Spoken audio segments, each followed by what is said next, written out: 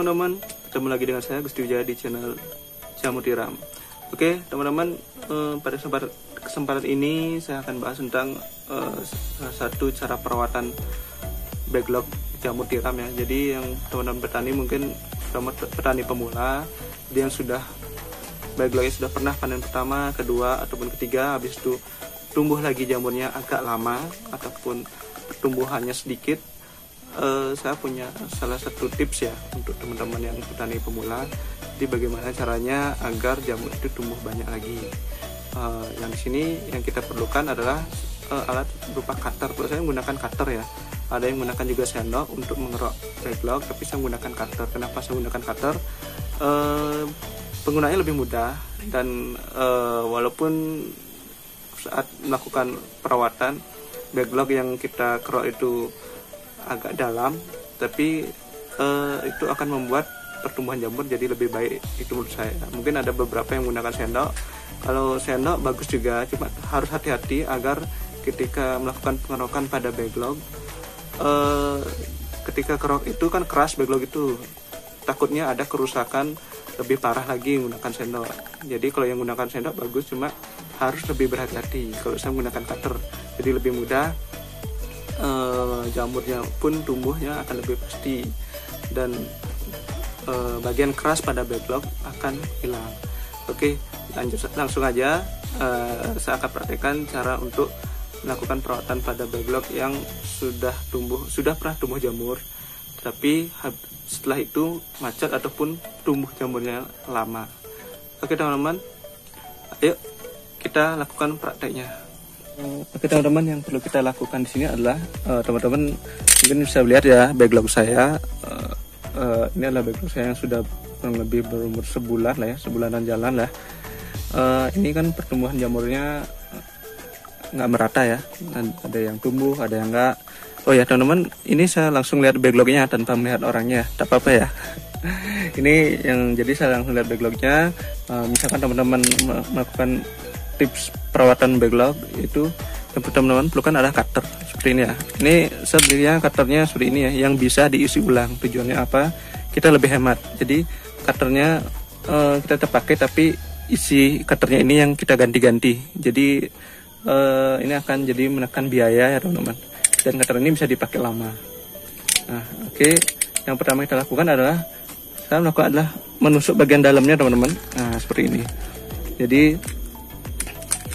bagian dalam ini saya kerek pakai pisau, pakai cutter. Jadi dia agak dalam kita tusuk. Jadi tujuannya adalah agar nanti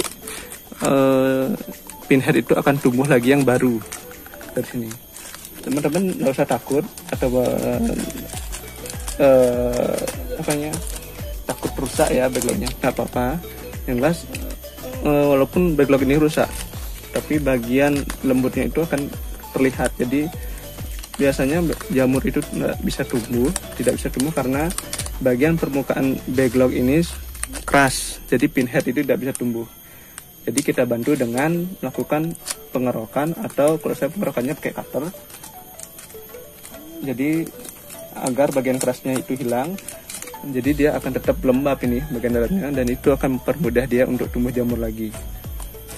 Sekali lagi teman-teman, tidak usah takut atau khawatir backlognya rusak, tapi tetap hati-hati ya agar tidak terjadi backlog itu tidak terbelah. Jadi setelah melakukan perawat ini, kurang lebih akan tumbuh jamur lagi. Dalam waktu 1 minggu itu akan ada pertumbuhan jamur lagi. Apalagi teman-teman kalau melakukan perawatan ini saat musim jamur ya, saat musim jamur akan tiba, itu pertumbuhan jamurnya akan ngebum, jadi banyak akan tumbuh jamur.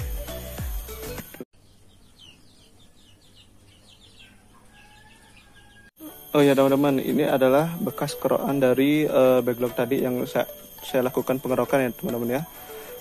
Teman-teman, untuk bekas backlog ini yang barusan kita kerok, ini harus segera teman-teman bersihkan ya, dengan disapu aja pakai sapu lidi. Habis itu dibuang jauh dari kumbung. Tujuannya serpihan dari backlog ini yang teman-teman tadi kerok itu dapat mengundang hama ataupun jamur lainnya, jadi harus dibuang jauh dari kumbung jamur. Oke teman-teman, ini adalah backlog yang sudah saya kerok kurang lebih 4 hari yang lalu ya. Jadi setelah dia dikerok, dia akan tumbuh seperti ini. Ini tumbuh lagi pinhead, dan ini tumbuh pinhead. Jadi tujuan dari pengerokan itu menggunakan cutter. Kalau saya menggunakan cutter ya teman-teman, menghilangkan bagian-bagian yang keras sehingga jamur itu bisa tumbuh kembali ya. Kembali pinhead itu bisa tumbuh dengan mudah. Nanti teman-teman coba, dan kurang lebih dalam waktu seminggu akan ada tumbuh jamur. Jadi teman-teman perhatikan, dan kalau bisa sih backlog yang teman-teman kerok tolong dikasih tanda ya, ataupun dikasih tempat khusus, jadi teman-teman bisa langsung mengawasi atau meneliti hasil dari kerokan teman-teman. Oke, itu tadi sepintas salah satu cara perawatan saya. Jadi bagaimana untuk merangsang ataupun cara perawatan agar jamur itu bisa segera tumbuh lagi, atau dari backlog yang sudah macet jadi bisa tumbuh lagi. Mungkin sebagai petani jamur kita ada pasang surutnya ketika panen banyak ataupun panen tidak turun. Tapi yang jelas semua teman-teman petani jamur tetap berusaha. Yang jelas ilmu dari sebuah jamur itu menurut saya sih berbeda-beda ya, tergantung daerah teman-teman. Budidaya apakah panas atau lembab. Yang jelas setiap tempat memiliki cara perawatan yang berbeda-beda. Teman-teman yang pemula mungkin bisa dicoba mungkin beberapa tips ataupun cara-cara para petani jamur yang lain. Yang jelas budidaya jamur tiram itu intinya teman-teman harus telaten, rajin, jadi lumayan untuk penghasilan teman-teman.